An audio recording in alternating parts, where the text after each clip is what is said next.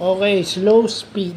Sa manufacturing, yung slow speed daw is yun yung mga machine na hindi na tumatakbo into the run rate. So ibig sabihin yung rate nila is yung maximum na kaya nilang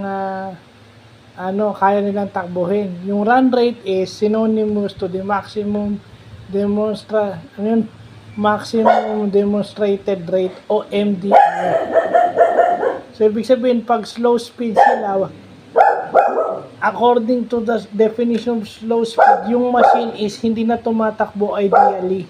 So, ang tendency is babagal yung production mo. So, yun yung ibig sabihin ng slow speed. So, sa mga companies with machineries, in machineries na may, sa yung mga production line na may machineries, ayan.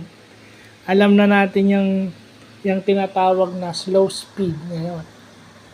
Sabihin, hindi na ideal yung takbo ng machine mo, bumabagal na siya. So, yun. Butit na nalaman natin yan para na rin sa sarili nating kapakanan. Importante yan. Bakit may slow speed? So, ibig sabihin, baka kailangan ng may palitan, kailangan ng palitan, di ba? Kasi may naghahabol ng production.